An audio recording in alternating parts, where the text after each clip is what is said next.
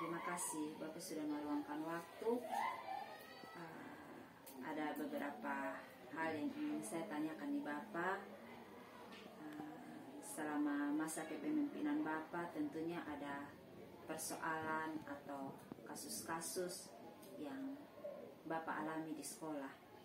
Yang ingin saya tanyakan kepada Bapak, yang pertama, bagaimana Bapak mengidentifikasi kasus-kasus yang merupakan dilema etika atau rujukan moral. Keputusan yang Bapak ambil itu menjadi dilema untuk Bapak dan juga rekan-rekan guru. Baik, terima kasih Ibu Fenty. Ada satu kasus yang menjadi dilema, yaitu ketika anak-anak pelajar ini mereka membawa kendaraan bermotor ke sekolah.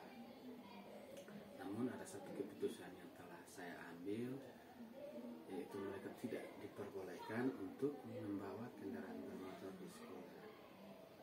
Karena mereka belum mempunyai SIM, belum cukup umur, dan ada beberapa banyak pertimbangan lainnya. Namun ada hal yang menjadi dilematis untuk kami di sekolah, yaitu terkait dengan jarak antara rumah mereka ke sekolah. Jadi ketika menghadapi kasus seperti ini, kami berupaya untuk mencari solusi yang banyak dari berbagai pihak untuk mendapatkan berbagai pertimbangan, dengan contoh misalnya dengan mengadakan rapat di sekolah. Berarti dalam mengambil keputusan banyak pertimbangan, ada nilai-nilai yang Bapak pertimbangkan, Bapak? Ya. Yang berikut ini Bapak, langkah-langkah prosedur selain Bapak dengan rekan-rekan guru, mungkin ada stakeholders sekolah yang Bapak libatkan dalam pengambilan keputusan? Ya, selain guru ada pihak orang tua, komite sekolah, dan yang paling banyak itu. Oke, Bapak. Mungkin ada hal-hal yang Bapak anggap paling efektif dalam pengambilan keputusan mengenai kasus-kasus dilema etika. Yang paling pertama itu mungkin menyangkut nilai kemanusiaan. Jadi ketika kita mengambil keputusan, kita selalu berusaha untuk meminta solusi pertimbangan dari setiap orang, dari rekan-rekan guru yang lain, untuk mempertimbangkan segala konsekuensi ataupun resiko yang akan didapati ketika keputusan itu diambil. Oke, Bapak. Dalam pengambilan keputusan kan pasti ada tantangan. Mungkin Bapak pernah mengalami tantangan ketika harus mengambil keputusan. Yang pertama itu mungkin bertentangan dengan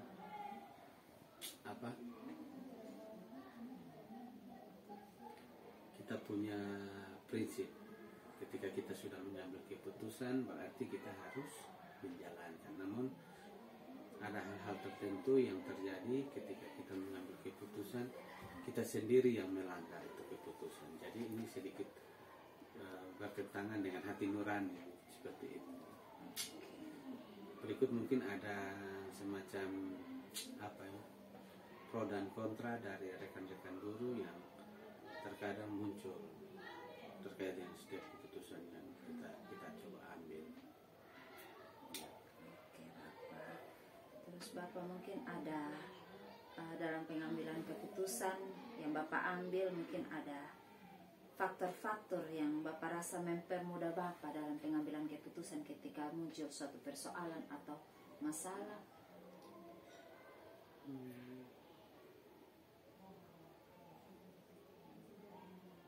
Biasanya tidak ada.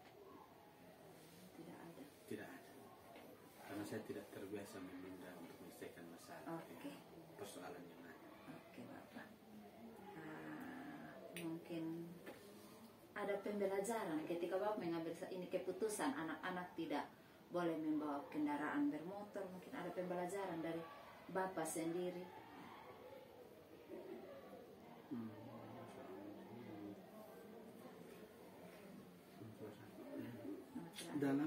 Dalam mengambil keputusan, misalnya ketika anak-anak membawa motor itu, saya berusaha untuk melibatkan setiap orang. keluarga sekolah dan sebagai pemangku kepentingan dengan memikirkan segala hal yang akan terjadi, sehingga nantinya keputusan yang kita ambil dapat dipertanggungjawabkan. Dan yang paling penting, jika ada persoalan dan saya harus mengambil keputusan, saya berusaha untuk mengambil keputusan yang tidak merugikan banyak orang, teristimewa murid-murid di sekolah.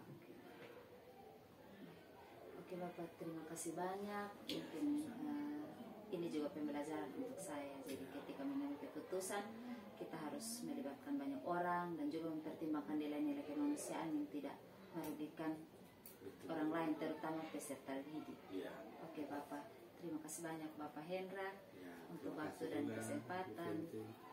Terima kasih banyak. Salam. Selamat siang Ibu Lydia. Selamat siang juga Ibu Prima. Apa kabar? Puji Tuhan baik.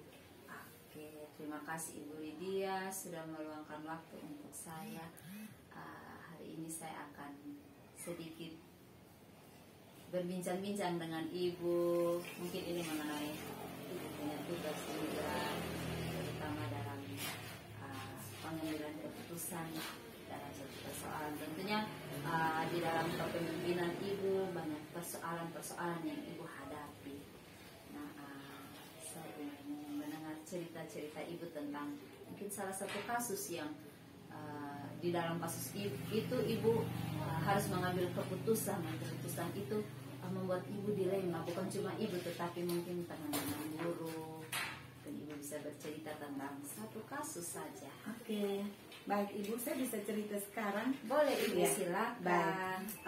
Sejauh ini di dalam sekolah, kasus yang merupakan dilema atau misalnya dilema etika itu antara rasa kasihan dengan rasa keadilan itu lebih pada kasus anak yang tidak disiplin dalam mengikuti pembelajaran. Jadi masuk kalau mau dihitung presentasi kehadiran itu bisa 2 semester itu mungkin hanya 2-3 kali ada di sekolah, tapi pas mau ulangan kenaikan kelas beliau-beliau ini hadir untuk ikut ulangan. Nah, sebagai seorang pemimpin pasti kita kasihan kalau anak-anak ini diabaikan, tidak diizinkan untuk mengikuti ulangan, anak mereka tidak didapatkan. Lalu kami izinkan untuk ikut ulangan melalui prosedur juga, bukan langsung ulangan dengan tiba-tiba, tapi melalui prosedur, yaitu rapat dulu, saya dengan guru, dengan wali kelas, semua dilibatkan, pihak-pihak sekolah dilibatkan. Lalu setelah dalam rapat itu kami mengikutkan anak ini untuk ikut ulangan, entah dia naik kelas dan tidaknya nilai-nilainya seperti apa, nanti inti hak dia sebagai anak itu ikut ulangan dulu. Seperti itu. Hak-haknya terpenuhi ya Ibu sebagai anak. Nah Ibu, yang Ibu anggap paling efektif dalam pengambilan keputusan dalam kasus-kasus dilema etika seperti tadi Ibu ceritakan itu? Yang paling efektif untuk pengambilan keputusan itu ketika kita berkolaborasi, kerjasama. Jadi saya tidak sendiri mengambil keputusan, tapi melalui sebuah kolaborasi. Yaitu saya bangun hubungan dengan pertama wali kelas dulu, wali kelas, terus guru BK, karena guru BK ini bagian pembinaan. Lalu dengan semua guru dirapatkan, dimusyawarahkan, melibatkan orang tua juga. Kalau kasus-kasusnya lumayan berat, berarti orang tua harus ikut terlibat dan anak. Tapi kalau kasusnya masih ringan, orang tua tidak dilibatkan. Tapi untuk kasus yang saya cerita tadi, orang tua dilibatkan. Karena ini menyangkut dengan anak yang sudah lama tidak masuk sekolah, tiba-tiba ingin bersekolah kembali. Nah, sebagai pemimpin dan guru, kami tahu hak mereka. Hak mereka memang waktu ketika rapat ini ada yang tidak setuju bahwa nanti akan terjadi lagi berikut, di tahun berikut pasti ada lagi nanti yang datang untuk mau ulangan, padahal tidak ikut ini pelajaran hari-hari. Dan itu hal yang paling efektif menurut saya adalah ketika kita bekerja sama. Berarti Ibu tadi bekerja sama, tetapi tantangannya yaitu sering ada pro dan kontra ya Ibu. Iya, benar sekali, ada pro, ada kontra, ada yang mendukung. Tapi ujung-ujung keputusan itu memang kadang ini kasihan, rasa kasihan dengan rasa keadilan. Tapi mau tidak mau ya harus dilakukan. Apakah Ibu punya jadwal, misalnya ada kasus hari ini, apakah Ibu punya jadwal untuk menyelesaikan besok, lusa, atau ada kasus hari ini Ibu langsung selesaikan? Kalau sejauh ini sih saya tidak pakai jadwal, karena dilihat dari jenis kasusnya. Kalau kasusnya berat ya pasti harus pakai sistem berkala. Kita harus duduk dulu bersama guru, kita telusuri penyebab dan seterusnya, kita undang orang tua. Kalau undang orang tua butuh waktu, kan tidak ada orang tua yang langsung datang.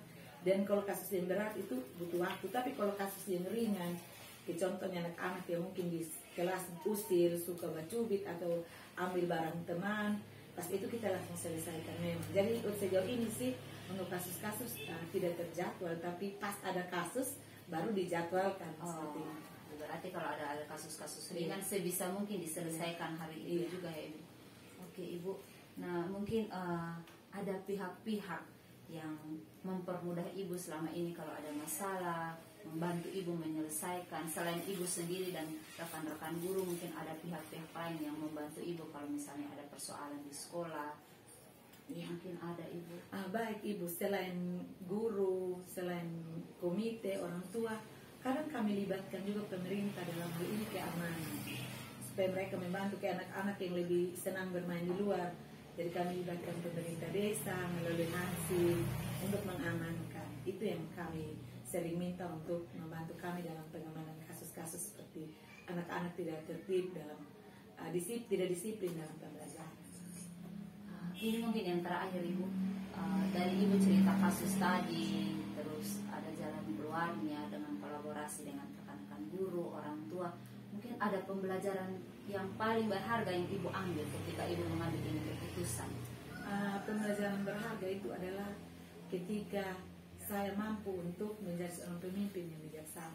Maksudnya ketika ambil keputusan tidak sendiri, tapi melibatkan pihak-pihak seperti teman-teman guru, rekan guru, guru-guru BK, ketika diberikan tugas dan melibatkan mereka untuk melakukan ini, dan kasus itu bisa terselesai.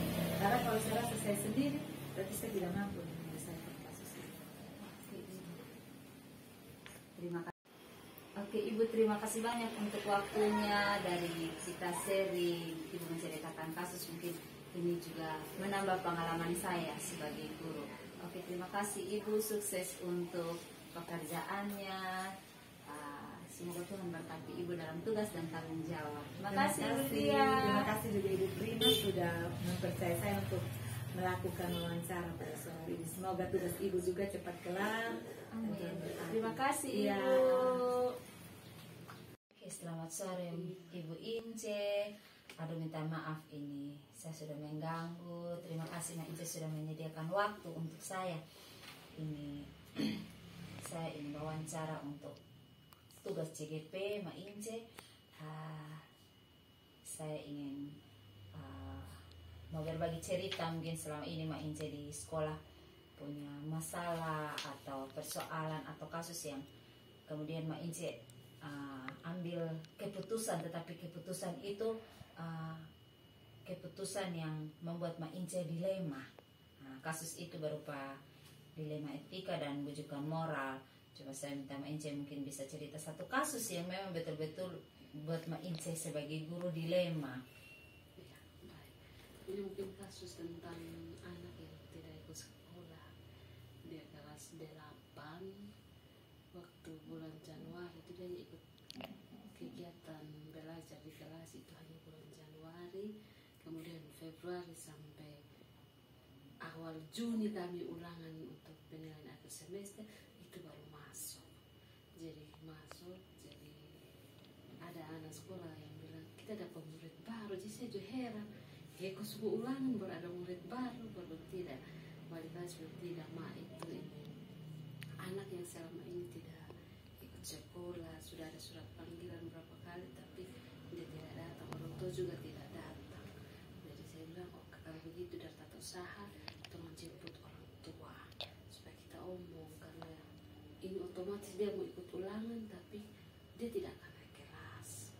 Jadi sudah jemput orang tua datang, kami artinya berbicara, saya kasih tahu kami biasa ini kesepakatan untuk kalau mau kenaikan kelas berarti harus ada di syarat-syarat untuk menaik kelas. Salah satunya kehadiran di kelas, kemudian nilai tugas, nilai ulangan harian. Jadi kalau dia sudah hadir selama ini berarti dia tidak ada nilai dari semua guru mata pelajaran. Jadi mungkin dia hanya ada nilai penilaian akhir semester. Itu kalau mau bagi mah berarti tidak bisa. Jadi kemana mah ini dia bisa ikut ulangan tapi nanti dia tidak naik kelas. Jadi dari orang tua juga setuju bilang lebih baik begitu mah daripada dia naik kelas tapi dia sendiri dia tidak kuasai apa-apa. Jadi ya artinya itu juga satu pembelajaran untuk anak-anak yang lain supaya ketika mereka lihat bahwa oh biar kita tidak di sekolah juga tetap kita naik kelas itu salah. Jadi kami bilang harus sekolah, harus rajin sekolah, ada tugas dari bapak ibu guru harus kerja supaya itu salah satu syarat untuk baru bisa naik kelas. Iya. Jadi ini mungkin ini biasa kalau mak mengambil keputusan ada langkah-langkah yang efektif mak misalnya melibatkan guru. Iya. Biasanya begitu. Kalau ada kegiatan apa-apa, kita ketemu buat rapat bersama. Saya nanti tanya kira-kira kemana dari teman-teman pendapat. Baru-baru kita bisa Selalu melibatkan guru. Iya. Oke mak, terus ini misalnya mama ada persoalan di sekolah, mak langsung menyelesaikan saat itu atau mak menunda atau menunggu kapan atau buat jadwal penyelesaian. Artinya kalau misalnya kasus contoh kayak anak-anak berkelahi saat itu juga penyelesaian. Oke mak. Mungkin ada faktor-faktor yang mempermudah mak dalam mengambil keputusan atau yang membantu mak mengambil keputusan selain mak ambil sendiri atau mungkin ada orang lain yang membantu mak, mungkin guru atau biasa kalau begitu kami rapat nanti kita tanya masukan dari wakil kepala sekolah, dari BK, dari OSIS. OSIS. Baik, mak. Mungkin satu yang terakhir ketika mak ambil ini keputusan yang anak dia datang di akhir semester untuk minta untuk mau sekolah kembali, ada pembelajaran penting yang atau yang berharga yang mak ambil dari keputusan yang mak buat. Ada.